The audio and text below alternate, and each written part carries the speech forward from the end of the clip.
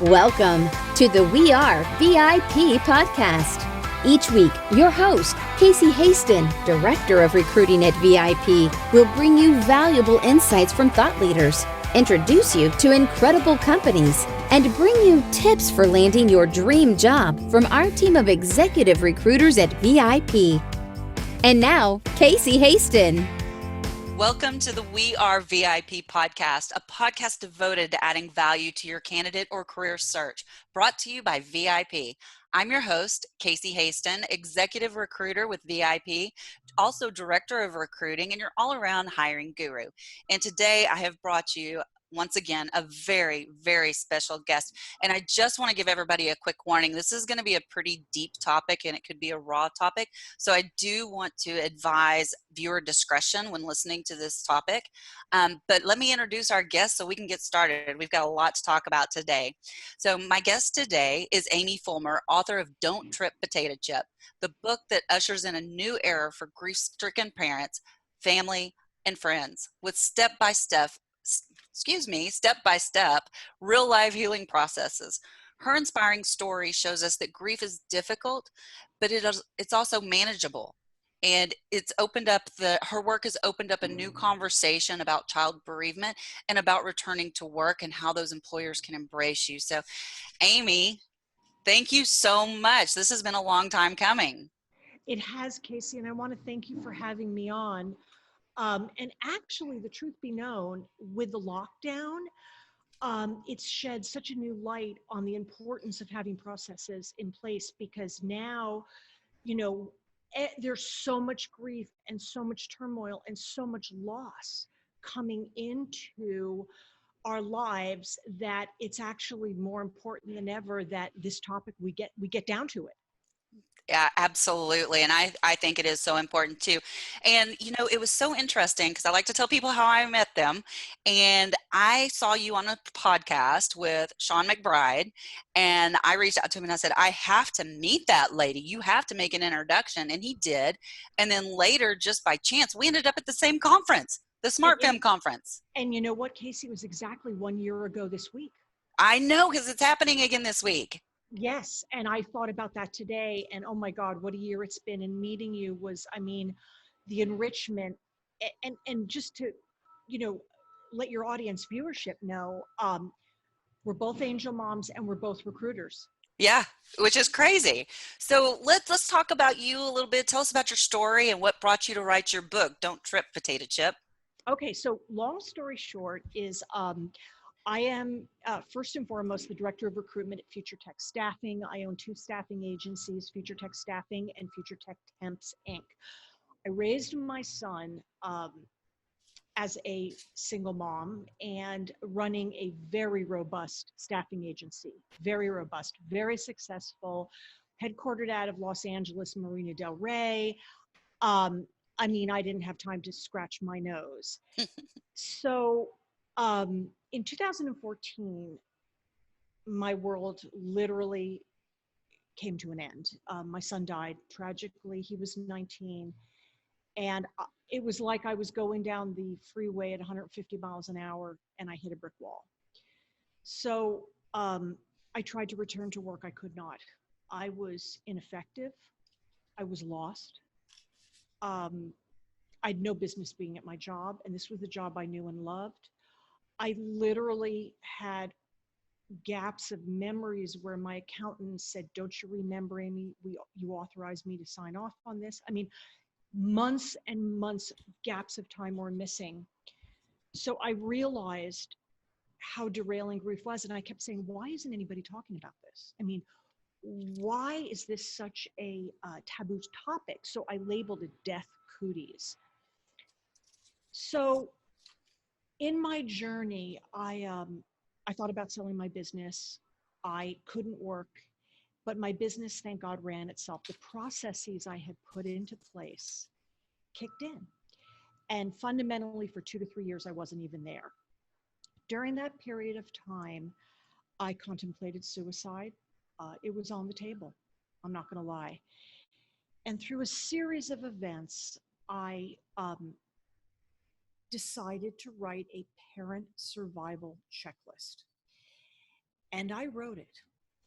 And I put up a little website, which is my name, amyfulmer.com, and put up a little Facebook page. And within Casey, I want to say, I don't know, 4 weeks, the survival checklist went viral in over 75 countries. That is crazy. And I had never been on social media, so I had no idea of what was happening. I mean, it was blowing up. So what I realized is having processes, having a checklist, having a call to action in the face of catastrophe, loss, and grief was obviously hitting a nerve with so many people. And when I reflected back on my life, after my son died, I was so fortunate to have family members, community, therapists, but everybody was sort of like a deer in the headlights. It was like they just didn't know what to say or do, and they wanted to help.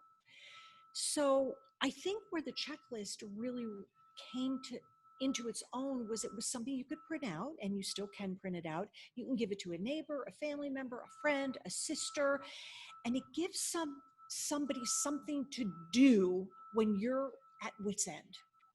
So I realized the power in the checklist. Then after I started writing my book, and my book is a global selling book. The last time I checked, it's still 5 stars on Amazon, which I'm quite proud of. It's an awesome book. Thank you, Casey. I enjoyed And it. interestingly enough, some of my biggest fans are people that have never lost children. I mean, just from a human curiosity, lots and lots of accolades from people who said, this is just the best book I've ever read. So I was very happy with that product. And then one day I was working with one of my angel moms, which I talk to angel moms all over the world, and I work with them. And I started to hear rumblings about when they went back to work after their child died. Now, given that I was lucky that I own my own business and I could have the luxury of just not going, but people get 2 or 3 days off and then back to work, hit the deck running. And people don't understand it just doesn't go like that. That's not how this works at all. So I started hearing, Casey, these horrific, now when I say horrific, I mean horrific stories of, I will put them in the category of abuse, and I don't use that word lightly, where people said rude things, they would just not understand the pain that the parent was in. And parents were writing to me, they would sit in their car at lunch crying, they were fired, they were let go. And I said, wow, I don't think these employers understand. I just don't think they know what is happening. So I got the idea to write a workplace grief checklist. So I took all of my years of staffing, of which, I'm legally and technically a subject matter expert. I'm one of the few in the United States that I go in and I weigh in on all kind of legal actions. And when people have mergers and acquisitions and when there's lawsuits, they pull me in as an objective third party. So I think I pretty much know that. And so I thought, well, if I put together a package that is like a checklist for corporate America, where it's one and done, and if there's a loss, catastrophe, death, surrounding the workplace, how can they stop and contain that contagion so it doesn't spiral out of control? They get a wrongful termination lawsuit, they end up losing valuable employees, contagion hits the workplace, people get weird, loss of production. So I did just that. So out of that came my program, The Empathic Employer, which the website is empathicemployer.com. And we have 3 tiers to the program. And we are in the process of launching. It got a little delayed with the COVID, but that's okay. I think the timing is great. And it's a downloadable, the tier 1 is a downloadable actual checklist. So it is simple, effective. It's a call to action when grief and crisis hit the workplace. And what do we have right now? More grief, more crisis globally. I mean, I've never seen so many people undone as they are right now. And I want to go back to something you said earlier. I mean, that is just a ton of information that you've just given us. But one of the things I wanted to share with you that I do is, and I just did this the other day, I had a client that had a grief episode. And the first thing I did was send them to the survival checklist because they were like, we don't know how to even talk to this person right now. And so thank you for that. Employee, Casey, was an employee? It was an employee. It was a very high level employee. Okay, because the tier 1 is available for purchase on the Empathic Employer website, just so you know. That is up and running. Okay. And you can download that and purchase it, and it's ready to go now. Okay, I will definitely let them know that. But I've also used it with friends and family, and I mean, Great. it's been so helpful. So really, thank you for that. Do you mind if I ask why you named your book "Don't Trip Potato Chip"? Well, you actually, I tell people it's kind of a secret meaning in the book, and you probably remember this. My son's favorite expression was, when I would get upset, he would say, "Mom, don't trip potato chip." And it was the sweetest thing. And the night he died, in my mind, I knew something wasn't right on a soul level. And I just kept repeating to myself like a mantra, "Don't trip potato chip. Everything's going to be okay." So I decided to name my book that.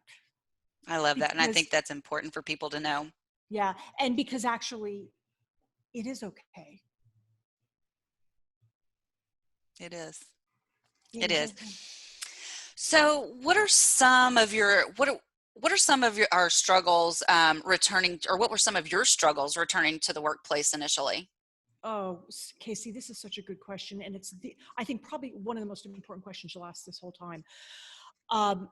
In my life, I never thought I would be so ineffective. I knew my job inside and out. I mean, I could wake up in the middle of the night, any deal, any candidate, any position, any process. I built my business from the ground up. I wrote all the programs. I wrote the recruiting software. I designed all my templates. I hired, I trained, I brought in the business. I knew my job. When I got to work, what I didn't underestimate, first of all, as you know, grieving is physical. I had no idea. Like, physical things happen to you when you grieve.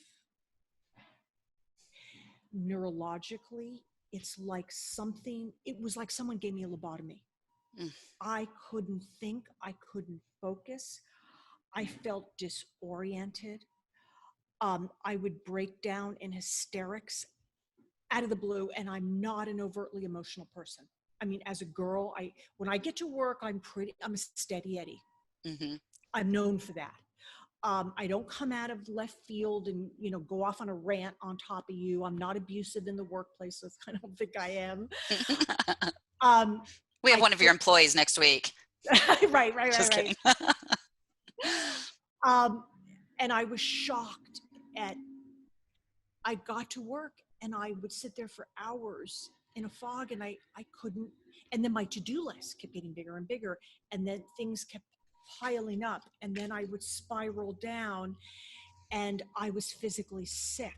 I was sick, Casey. My body was sick, and my heart was sick, and I couldn't control my mind, and I was ineffective. I was 100% ineffective. And no matter what I did, I couldn't rein in my resources in my head to do my job. And that's when I looked at my processes, and I had a talk with my accountant, who's also my controller, and one of my chief recruiters. And this was after I'd tried to go back to work for about 8 months. Mm-hmm. And I said, "Guys, listen, I'm making mistakes at work. I mean, this is not good." And I said, "I need more time." And I said, "I'm going to have to go home." And they said, "Amy, you've built this business. The systems are in place." That's when I understood, here's the empathic employer, this is the catalog, systems, policies, and procedures. I had those in place to run my business. So they kicked in, and all the training that my recruiters had kicked in. And I went home for 2 years. That's incredible. And you're right. Many people aren't fortunate enough to have that ability to stay home for 2 years. So, I know.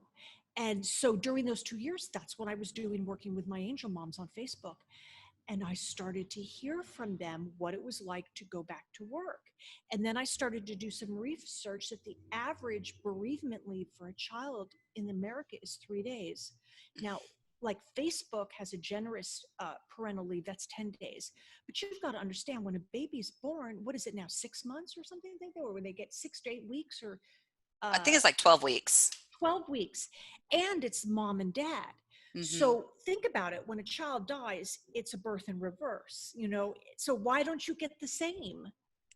That's interesting. I had not thought about it like that. So, how can employers make the transition back into the workplace easier for the bereaved? What can they do? They can have a process in place. Can you give them one tip? Yes, I would love to give them a tip. Understand that your employee who's coming back, that's in a grief state of mind, is doing the best they can. Casey, I cannot tell you how hard it is, and they're trying really, really hard. And until you've walked in those shoes, as you have and I have, you can't imagine how difficult it is some days just to get up and put your clothes on. Hmm. Absolutely. So just please know that I understand the workplace. You've got to bring down production. You've got projects that have to happen. Work has to take place. Profits need to come down. I understand all of that. But your employee, especially if they're high level, they're doing minute by minute the very best they know how. And just give them a little bit of grace. Absolutely. What would you say are some of or maybe a couple of the mistakes that employers make when those employees come back? Well, number one, I think they think that 3 or 4 days is enough. Yes, I agree. Okay. Number two, the mistake they don't understand, it's physical. People get sick. Hmm. Grief manifests. It can manifest everything from blisters to rashes to depression, suicide, eating disorders, drug abuse, marital problems. I mean, the divorce rate amongst Oh, yeah. parents that lose a child is like 82% or something. So if they can just understand that the paradigm of that employee, the employee that you hired is not the employee that you now have. Okay. So what you need to understand is that legally and process wise, if you think you want to save that person, then you're going to need a process like mine to walk you through how to get them from not productive back to a level of production that makes economic sense for your company. That's good stuff right there. That is really good. And, I will share, I was very fortunate when I had my grief episode. The company I worked for at the time was very compassionate and gave me as much time as I wanted. But I personally didn't want a lot of time. I needed to get right back into, and Right. that's for me. It's not for everybody. Um, Exactly. but when I did come back, if I needed to leave early because I wasn't quite ready, I could do whatever I wanted. And there was a lot of compassion there. So I truly appreciated them. And you know what, Casey, I loved hearing that. And in the very first page of my program is a letter written to the employers from me. And I said, are you an empathic employer or not? It's your choice. And clearly, VIP are empathic employers. You don't need a program. I mean, you could have a program like mine. It would benefit you because it opens up other areas. It's a Hmm. very mind expanding program. But I would say, I'm just guesstimating, this is sheer guesstimate, probably about 25 to 30% of the employers nationwide are already empathic employers.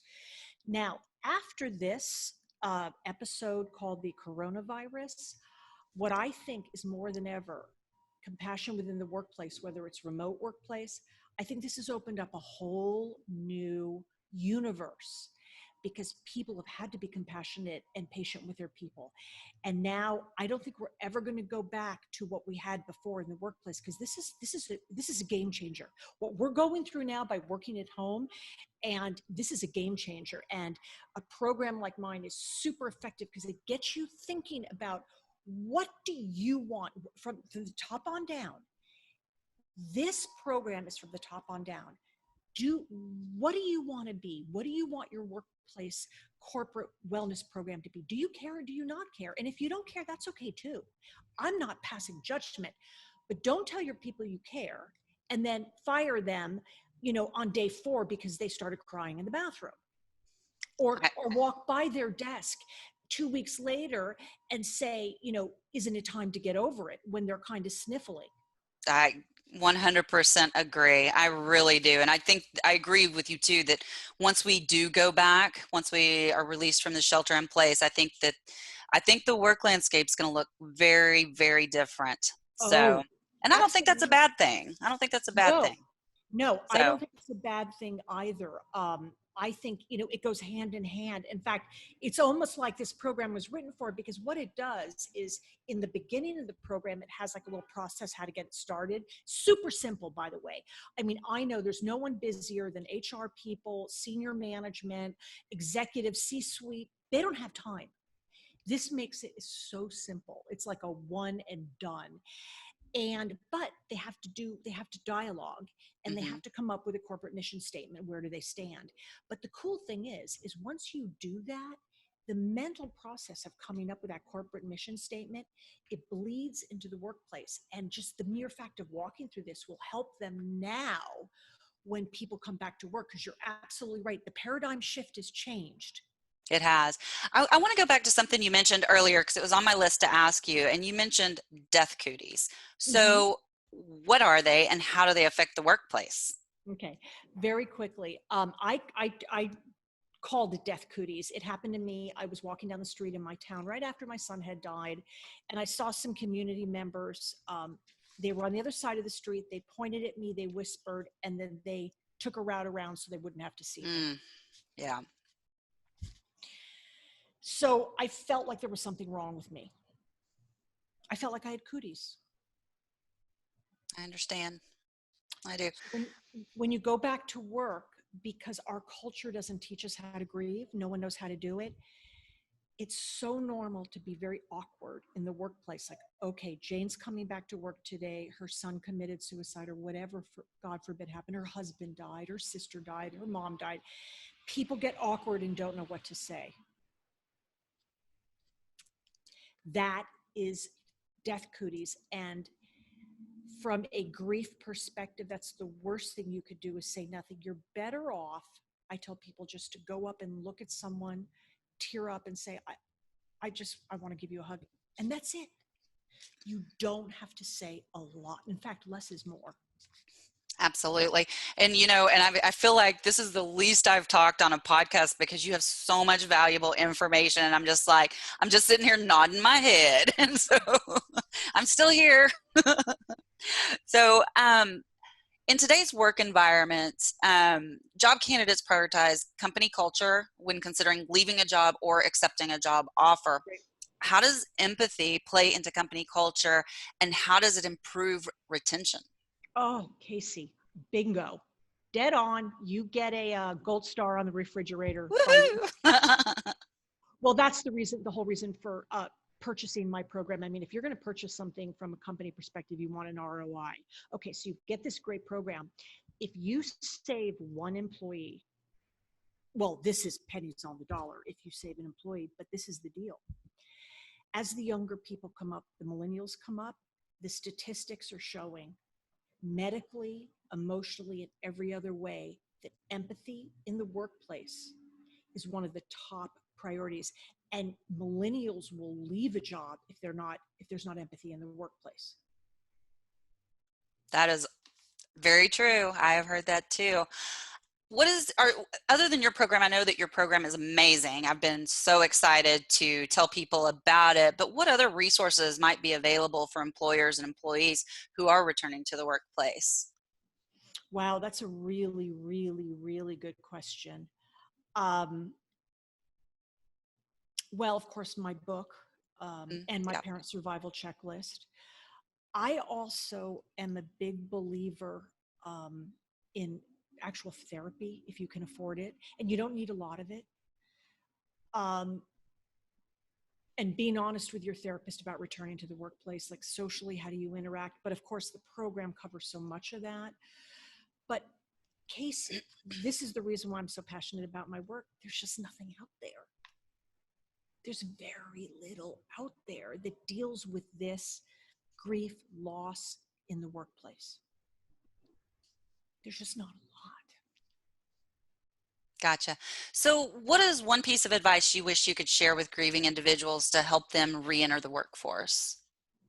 Well, aside from they're doing the best they can, you will never know how difficult their days are.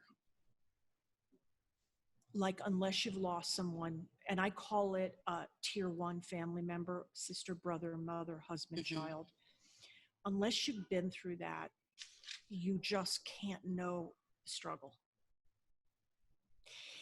And so just know what you don't know. Just say, you know what, I'm going to give this person a get out of jail free card for a while because I've never been there. And maybe I think they're acting a little cray cray, but they're a damn good employee. And we don't want to throw the bathwater out with the baby. They've been with us for years. Their production is off the charts. They've got all this intellectual property in their head that knows about our company. We'd be lost without them. And we're just going to have to show some compassion and work through this if you want to be an empathic employer. That's up to you. Well, and I think one piece of advice I'd like to give those that are returning to work after a grief episode is, everyone handles it differently. For you, it was 2 years. For me, it was a week, Yes. but that's the way I operate best is I have to be in the middle of something, right? And so I think it's just important that you recognize that your grief journey is your own and that you Absolutely. take your time and that you use the resources that your employers, especially if they're an empathic employer, provide to you. And just give yourself grace, like you said earlier, each step of the way.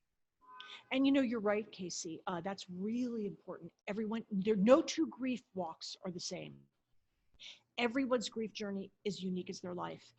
And I've known many mothers that said, I had to go back to work immediately. If I'd stayed home, I would have imploded. It was the only thing that got my mind off of my job, of my child. Beautiful. Then work that baby. Work it. Gotcha. So, all right. So very quickly, we're about to run out of time. Okay. How do people get in touch with you?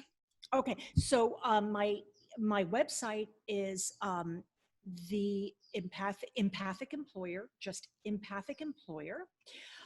You can also email me, Amy at amyfulmer.com. And of course, at my staffing company, Amy at futuretechstaffing.com. Amazing. Okay. So we are to the point of the show where we do our VIP questions. Are you ready? Well, I'll do the best I can. So if you were chosen to be one of the first colonists on Mars, what 3 things or people would you take with you? I'd go alone. Okay. I'd take my son's ashes. Okay. I would take my book, Don't Trip Potato Chip. Yeah. And I take the Bible. Very good. Very good. And I'm really curious to hear this. What is one thing you do each morning to set your day up for success? Oh, this is easy and specific. I set my alarm clock early in bed. 1 hour early. Okay. And then I listen to binaural beats. Oh, I'm just getting into those.